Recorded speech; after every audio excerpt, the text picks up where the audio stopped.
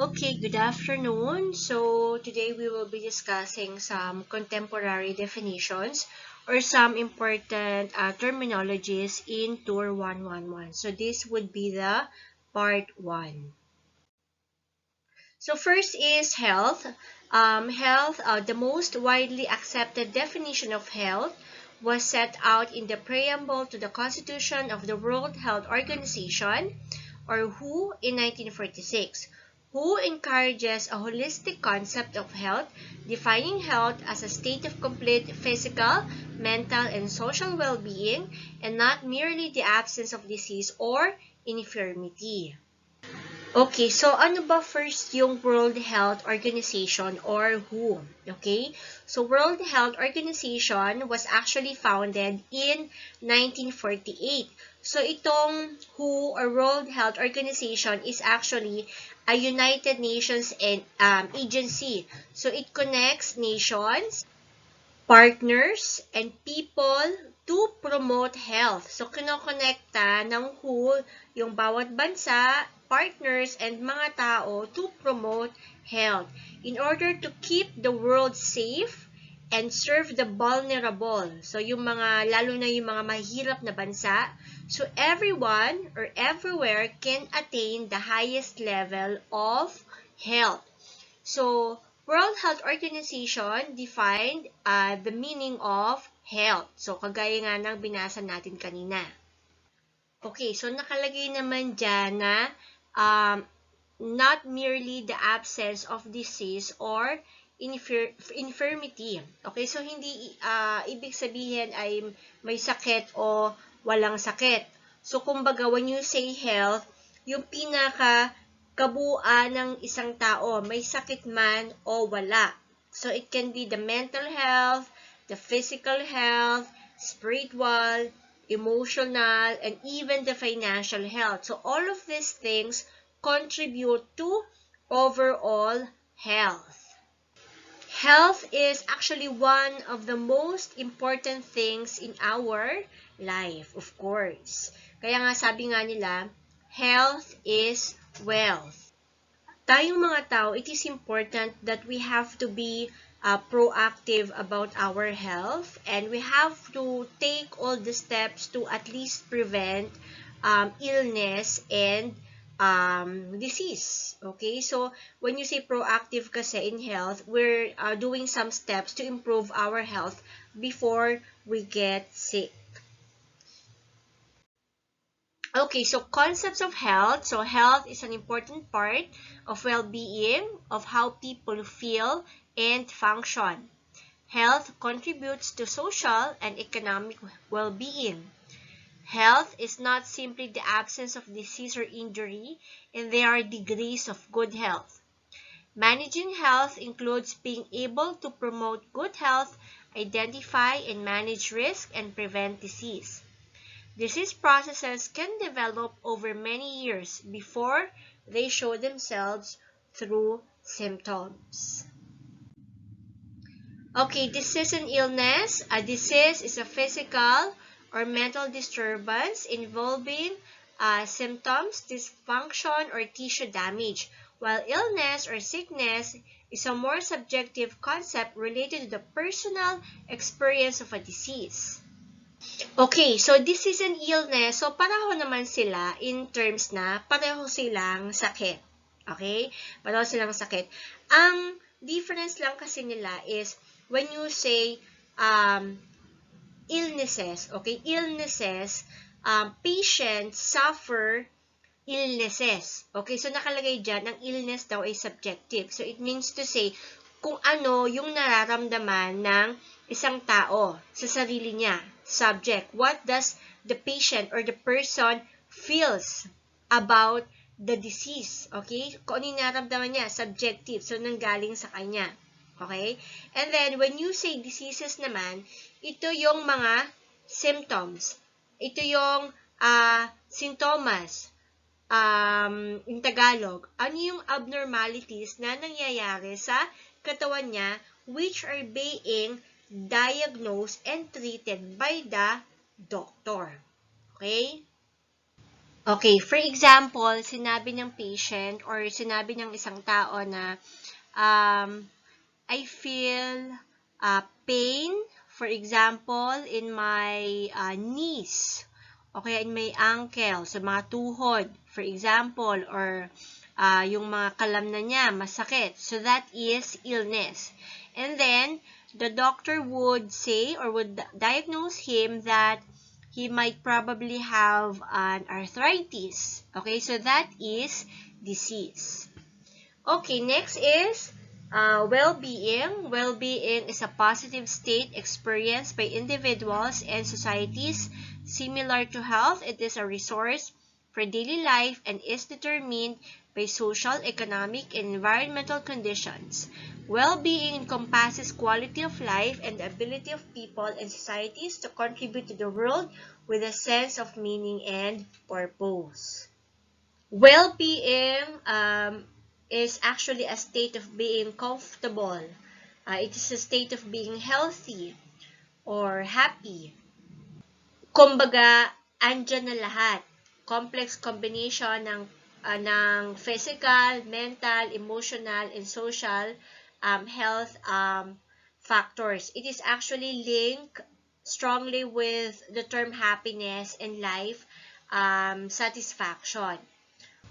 When you have positive emotions like happiness, joy, contentment, excitement, calmness, okay? So, yun yung mga different elements ng well-being.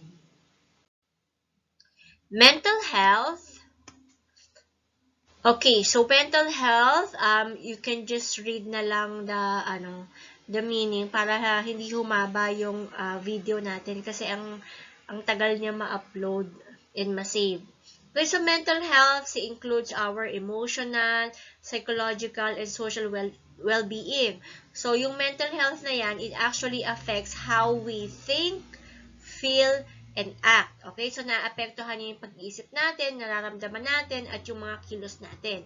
So, tinutulungan din tayo ng mental health natin to handle stress, to relate to others, and to make some healthy choices. So, napaka-importante ng mental health at every stages of life. So, mula sa childhood hanggang adolescence hanggang sa adulthood.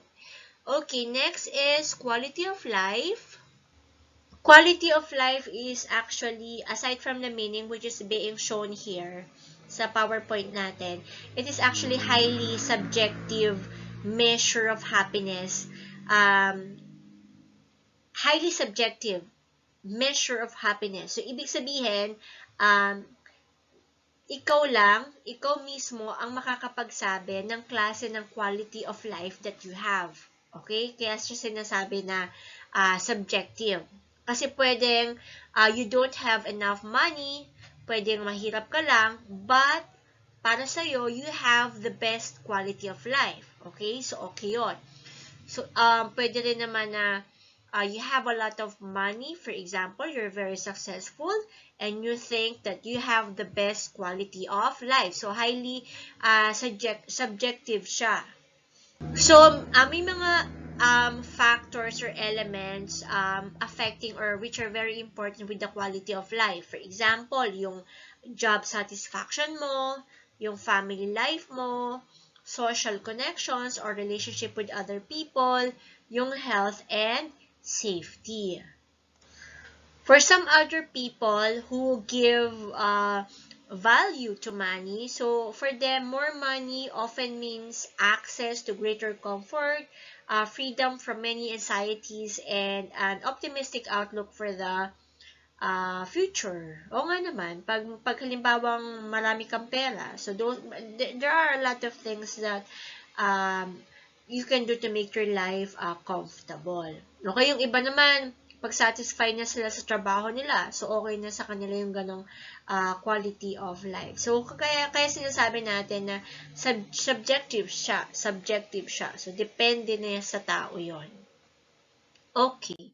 Next is happiness, state of emotional well-being that a person experiences either in a narrow sense. Ang sa happiness, always remember that happiness depends on the circumstances. Okay? So, for example, pag merong magandang nangyari sa buhay mo, nakapasa ka sa exam, nagkaroon ka ng trabaho, namasyal ka, nagpunta kayo sa beach, nag-swimming ka, kumain ka ng ice cream, ano pa ba, nagkaroon ka ng pera, bumili ka ng kotse, okay, and then you became happy, so that is happiness. So, depende sa circumstance. Okay, so happiness, so it's not always constant. So, dahil nga siya ay nakadepende sa circumstance, so for example, nasira ang kotse mo, syempre, malulungkot ka. Naubusan ka ng pera, of course, you will feel sad.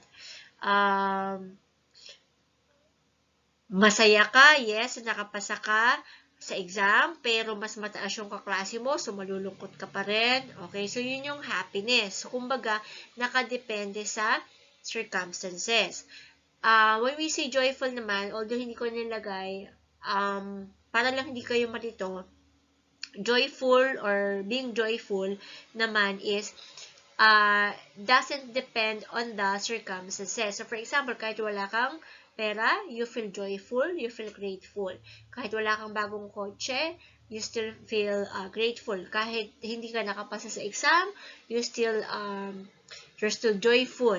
Okay? So, yun yung joyful naman. So, kung ako ang papipilian, mas gusto ko yung joyful, being joyful than being happy. Okay, so benefits of being happy, ayan, nakalagay naman dyan, self-explanatory na lang, of course, good for our health, stronger immune systems, longer lifespans, makes you more giving. Okay, syempre pag happy ka, mas magbibigay ka ng magbibigay sa iba, you can handle stress better, you can build good relationship with other people, you can have lots of friends, encourages success kasi meron ka positive attitude eh. So, gusto mong mag-strive hard, positive yung outlook mo sa buhay, and then, of course, you live longer. So, 14% longer. Increase your lives by 7.5 to 10 years. So, kailangan lagi tayong maging masaya para humaba ang buhay. Okay, so spirituality, connection with something bigger than yourself. So, it means to say, spirituality is being connected or your connection with the Creator. Okay, with God, of course. So, napaka-importante ng spirituality or, of course, ng connection with God, of course. With spirituality kasi, alam mo, tanggap mo sa sarili mo na someone is higher than you. Okay, so syempre si Lord yun, di ba? So, it's also good things or positive things are happening to us because of God's grace to us. So, kumbaga, ang with spirituality kasi is lahat ng mga nangyayari sa buhay mo, especially the good ones or the best ones, you believe that those things are actually coming from the Lord and not because of your own might.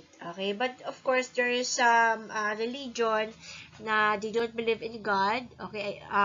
There's a religion like that. But of course, yun yung kanilang paniniwala. Okay, so again, spirituality is also important to the well-being of a person. Okay, so benefits of spirituality brings a sense of meaning to a chaotic world. So, alam naman natin kung gaano kagulo ang mundo. You will feel grateful or meron kang gratitude, okay, for your life. It reassures an order to things, encourages optimism. Okay, so lagi kang positive. Gusto mo lagi meron kang joyful life or nakakaroon ka ng joyful life. So, hindi basta happiness. So, joyful. Identify the values.